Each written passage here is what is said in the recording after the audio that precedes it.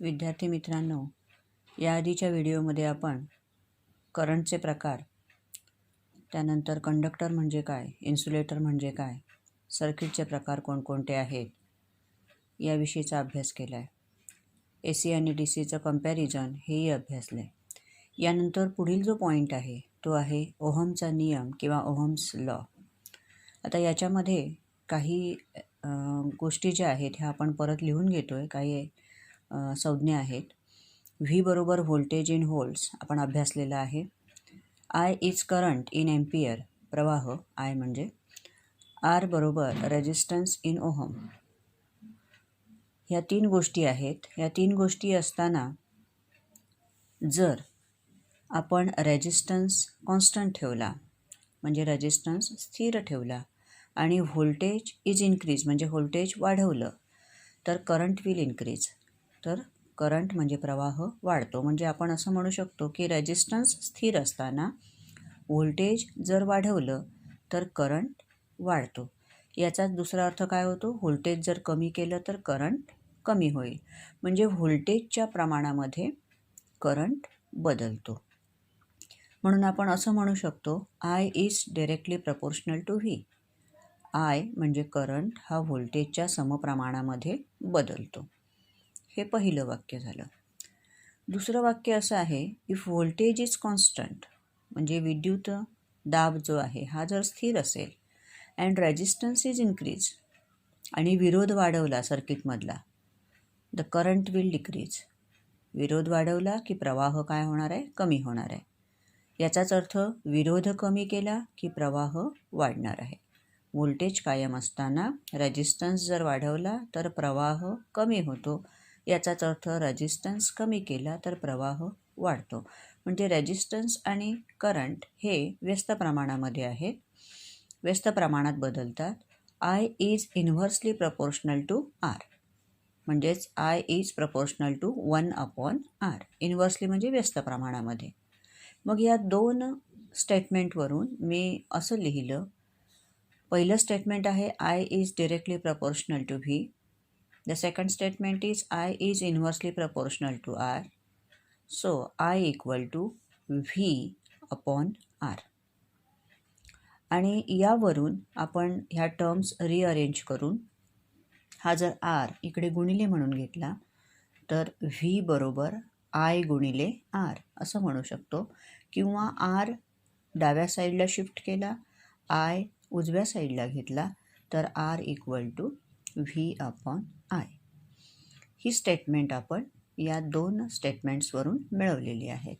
म्हणून the law states that, law म्हणजे नियम असं सांगतो, at constant temperature, constant temperature, temperature म्हणजे तापमान, तापमान स्थिर असताना the current passing through the close circuit, current म्हणजे प्रवाह passing through a close circuit, एका बंदिस्त मंडळातून वाहणारा प्रवाह is directly proportional to potential difference. Potential difference म्हणजेच व्होल्टेज, व्होल्टेजच्या समप्रमाणामध्ये असेल and inversely proportional to the resistance आणि विरोधाच्या व्यस्त प्रमाणामध्ये असणार आहे. म्हणजे तापमान स्थिर असताना विद्युत मंडळातून वाहणारा प्रवाह हा विद्युत दाबाच्या समप्रमाणात आणि विरोधाच्या व्यस्त प्रमाणात असतो. हा जो नियम आहे या नियमाला ओहमचा नियम असं म्हटलं जातं. या नियमावर आधारित उदाहरणं आपल्याला परीक्षेमध्ये सोडवावी लागतात. तर नमुना उदाहरण आपण एक दोन इथे पाहणार आहोत. पहिलं उदाहरण आहे, a bulb takes a current of 0.2 ampere at a voltage of 3.6 volts. Determine the resistance of the filament of the bulb. एक बल्ब 0.2 एम्पियर एवढा करंट घेतो. किती व्होल्टेज असताना, तर 3.6 एवढं व्होल्टेज असताना. तर त्या बल्बच्या फिलामेंट जे आहे त्या फिलामेंटचा रेजिस्टन्स आपल्याला काढायचा आहे. आपल्याला दिलेलं आहे V बरोबर 3.6 volts, I बरोबर 0.2 ampere. We have to find R. आपण सूत्र घेऊया, V बरोबर I गुणिले R. या ठिकाणी आपल्याकडे सूत्र आहे V बरोबर I गुणिले R. So V upon I equal to R. हे सूत्र आपण रिअरेंज केलेलेच आहेत. हे सूत्र आपण घेतलं. आपल्याला आर फाइंड आउट करायचं आहे. सो व्ही बरोबर 3.6, आय बरोबर 0.2. भागाकार केल्यानंतर आपल्याला उत्तर मिळेल 18 आणि रेजिस्टन्स असल्यामुळे त्याचं एकक असेल ohm. So R equal to 18 ohms is the answer. त्यानंतर पुढचं उदाहरण एक अजून घेऊ आपण. The internal resistance of a dynamo is 0.1 ohm. Dynamo जो आहे, सायकलला वगैरे डायनॅमो असतो पहा, त्याचा इंटरनल रेजिस्टन्स म्हणजे त्याचा स्वतःचा जो विरोध आहे तो आहे 0.1 ohm. The voltage of dynamo is 12 volt. डायनॅमोचं व्होल्टेज 12 व्होल्ट आहे. What is the voltage dynamo when a current of 20 amperes being supplied to and outside circuit. जर 20 एम्पियर एवढा प्रवाह सर्किटला दिला तर डायनॅमोचं व्होल्टेज काय असेल, असा हा प्रश्न आहे. आता या ठिकाणी व्होल्टेज ड्रॉप जर काढायचा असेल तर करंट गुणिले इंटरनल रेजिस्टन्स हे सूत्र आहे. करंट आपल्याला दिलं आहे 20, इंटरनल रेजिस्टन्स डायनॅमोचा दिला आहे 0.2 ओहम एवढा दिलेला आहे. गुणाकार केला असता आपल्याला व्होल्टेज ड्रॉप मिळेल 2 व्होल्ट्स. त्यानंतर तिसरं उदाहरण आहे. The internal resistance of A battery is 2 ohm. एका बॅटरीचा इंटरनल रेजिस्टन्स 2 ओहम आहे. When a resistance of 10 ohm is connected. 10 ohm एवढा विरोध त्याला जोडला, त्या बॅटरीला, टू ड्रॉ 0.6 एम्पियर आणि त्याच्यामुळे किती करंट येतोय, किती करंट मिळतोय, 0.6 एम्पियर एवढा करंट आपल्याला मिळतोय. What is the EMF of the battery. तर बॅटरीचं EMF काय असेल. आता इंटरनल रेजिस्टन्स, बॅटरीचा जो इंटरनल रेजिस्टन्स आहे तो 2 ओहम आहे आणि बॅटरीला बाहेरून जोडलेला जो रेजिस्टन्स आहे तो काय आहे, 10 ओहम आहे. आणि तेव्हा त्यांनी विचारलेलं आहे की बॅटरीचं EMF काय असेल. तर सगळ्यात पहिल्यांदा आपण पोटेन्शियल डिफरन्स काढायचा आहे. पोटेन्शियल डिफरन्स जर काढायचा असेल तर पोटेन्शियल डिफरन्स म्हणजेच व्होल्टेज काढायचं आहे. सूत्र आहे करंट फ्लोईंग गुणिले रेजिस्टन्स. करंट आहे 0.6 एम्पियर, रेजिस्टन्स आहे 10 ओहम एवढा दिलेला आहे. एक्सटर्नल रेजिस्टन्स आपण जोडलेला आहे, त्यामुळे पोटेन्शियल डिफरन्स झालं 6 व्होल्ट. व्होल्टेज ड्रॉप बरोबर करंट गुणिले इंटरनल रेजिस्टन्स. वरतीही सूत्र आपण हे घेतलेलं आहे. करंट आहे पुन्हा एकदा 0.6, बॅटरीचा इंटरनल रेजिस्टन्स आहे 2 ओहम. गुणाकार केला असता आपल्याला मिळेल 1.2 व्होल्ट्स. टोटल EMF जर काढायचं असेल तर या दोघांची बेरीज करावी लागेल. पोटेन्शियल डिफरन्स आणि व्होल्टेज ड्रॉप 6 अधिक 1.2 बरोबर उत्तर येईल 7.2 व्होल्ट्स. तर अशा प्रकारे ओहमच्या नियमाच्या सूत्रावरून आपण विविध उदाहरणं इथे पाहिलेली आहेत.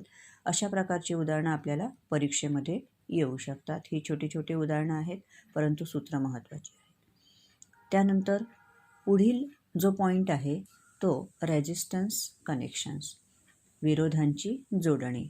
रेजिस्टन्स आपण किती प्रकारे जोडू शकतो. पहिलं आहे सिरीज कनेक्शन म्हणजे साखळीमध्ये जोडणी. साखळी म्हणजे एका पुढे एक, आगगाडीच्या डब्यांसारखं. आता या ठिकाणी मी 2 रेजिस्टन्सेस दाखवलेत, R1 आणि R2. पहा, R1चं हे पहिलं टोक आहे, R1चं हे दुसरं टोक आहे.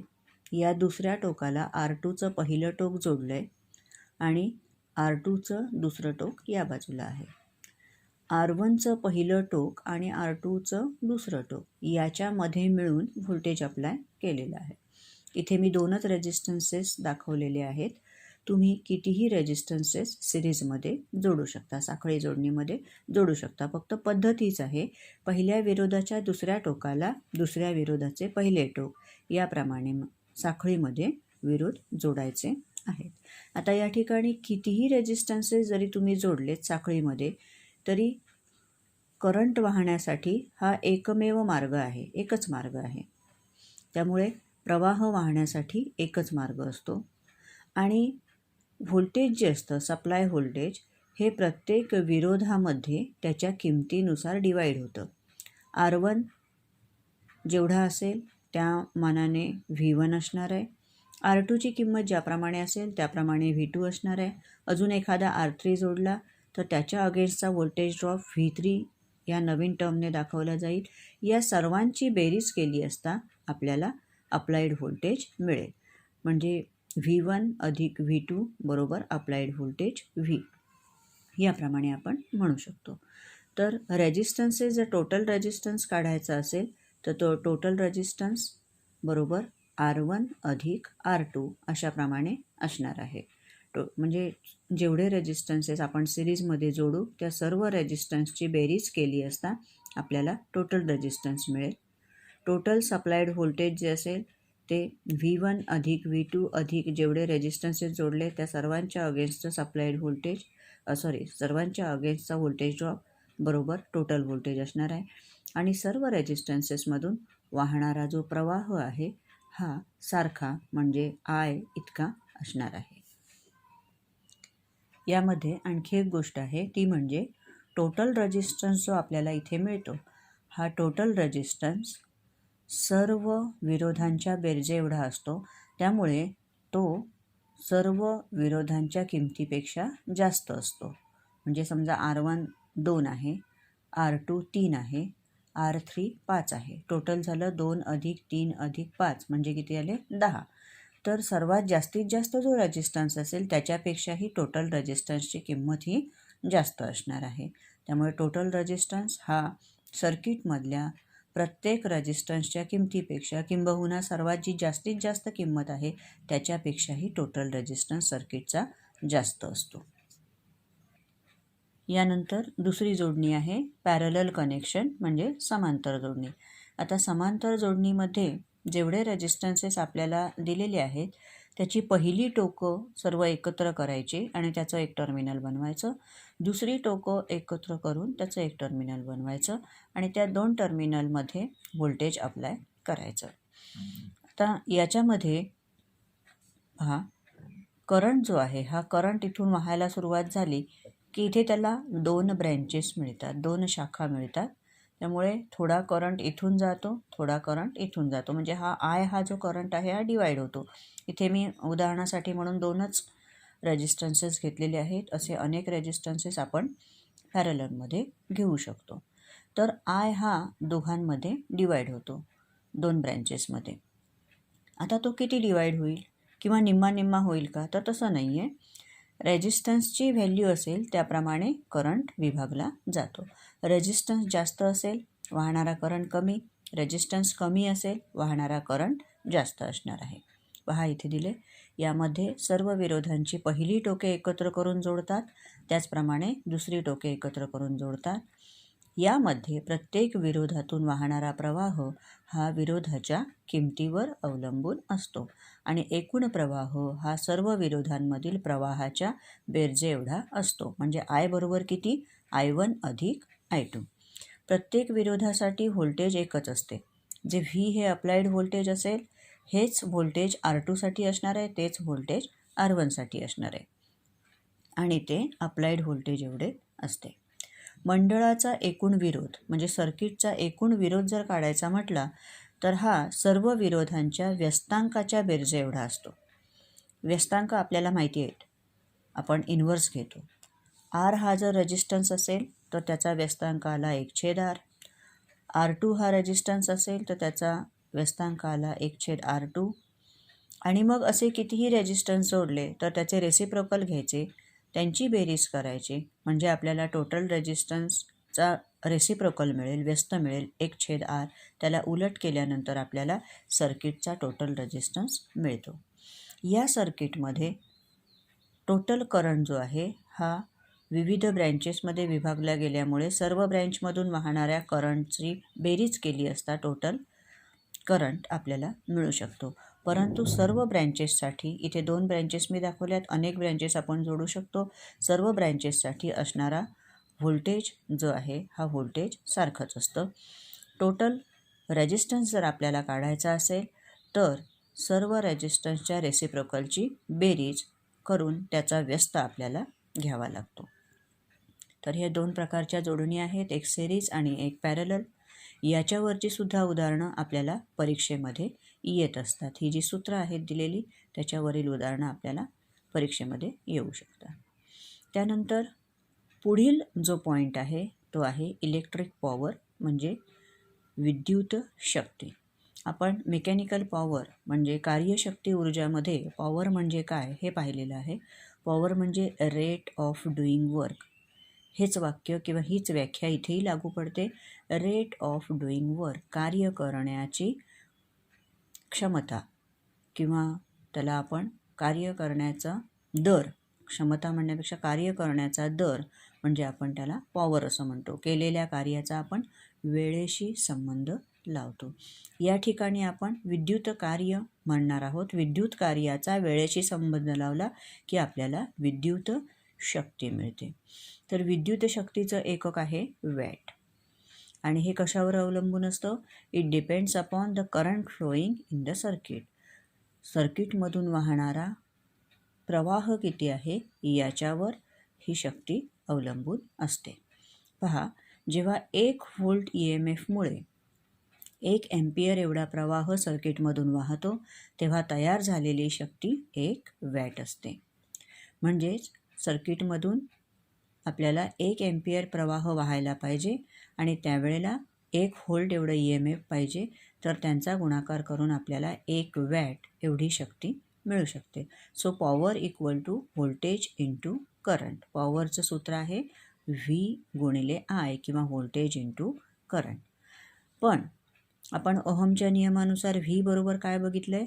I गुणिले R. V बरोबर I गुणिले R. म्हणून हा P तसाच ठेवला.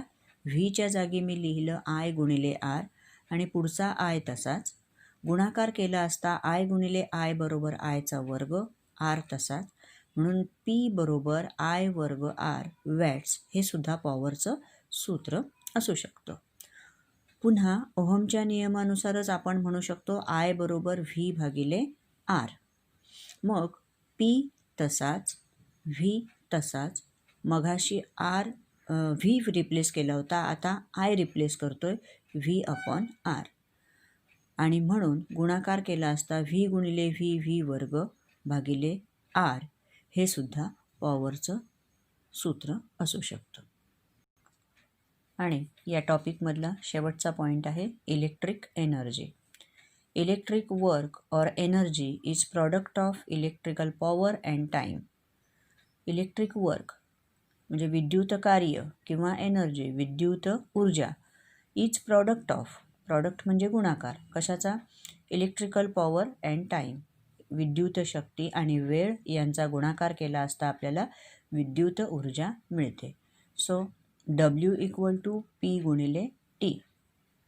जे कार्य आहे इलेक्ट्रिक वर्क आहे दॅट इज पॉवर गुणिले टाईम. 1 जूल एवढं कार्य कधी होईल?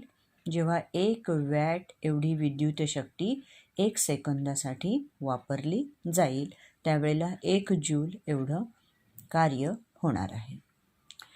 आता 1 जूल हे अतिशय छोटं युनिट आहे, छोटं एकक आहे. म्हणून एनर्जी मोजण्यासाठी 1 वॅट अवर किंवा 1 किलोवॅट अवर ही एककं वापरली जातात. 1 वॅट अवर बरोबर 3600 वॅट सेकंद होतात. कारण एका तासाचे 3600 सेकंद आणि 1 वॅट तसंच जर ठेवलं तर वॅटला वॅट तसंच राहतं. टाईम सेकंदाच्या ऐवजी अवर्समध्ये घेतला तर अवर्सचे पुन्हा सेकंद होतात 3600. सो 1 गुणिले 3600 बरोबर 3600 वॅट सेकंद होतात एका watt hour. 1 kWh kilo watt hour म्हटल्यावर 1000 वॅट अवर होतात. किलो हा उपसर्ग जर काढून टाकायचा असेल तर आपण 1000ने गुणतो, त्यामुळे 1 किलो वॅट अवर बरोबर 1000 वॅट अवर. म्हणजे 3600 गुणिले 1000 आपण जर इथे केलं तर या ठिकाणी 36 लक्ष वॅट सेकंद एवढे होतात. आणि हे जे युनिट आहे हे the bigger unit of energy, ऊर्जेचे सर्वात मोठे युनिट आहे असं म्हटलं जातं. आणि यालाच आपण बोर्ड ऑफ ट्रेड युनिट असं म्हणतो, की ज्याला नुसतं युनिट असं म्हणतो. जे आपण MSEBकडून शब्द ऐकतो की इतके युनिट खर्च झाले, तर हा युनिट हा शब्द म्हणजेच फुल त्याचं नाव आहे बोर्ड ऑफ ट्रेड युनिट. आणि या ठिकाणी कन्झम्पशन जे मोजलं जातं हे 1 kWh बरोबर 1 युनिट ऑफ इलेक्ट्रिसिटी. 1 kWh एवढी एनर्जी खर्च झाली की 1 युनिट पडलं असं आपण म्हणतो. आणि याच्यावरच आपलं जे ऊर्जा आपण विद्युत ऊर्जा वापरतो त्याचं जे बिल येतं हे या kWhवर म्हणजेच या युनिट्सवर अवलंबून असतं. The charge for electric consumption is the energy cost per kWh. Charge म्हणजे आपण जी पे करतो ती किंमत, इलेक्ट्रिक कन्झम्पशन जेवढी आपण इलेक्ट्रिक ऊर्जा खर्च केलेली आहे त्याची जी आपण किंमत पेड करतो ती पर kWh कॉस्ट असते. एका kWhला किती रुपये याप्रमाणे आपण किती kWh खर्च केले याच्यावर ही किंमत अवलंबून असते. तर बेसिक इलेक्ट्रिसिटी हा जो भाग आहे किंवा हा टॉपिक आहे हा आपण 3 व्हिडिओमध्ये कंप्लीट केलेला आहे. याच्यावरची आवश्यक ती जी उदाहरणं असतील ही आपण पुढच्या टॉपिकमध्ये किंवा पुढच्या लेक्चरमध्ये पाहणार आहोत. तोपर्यंत थँक्यू.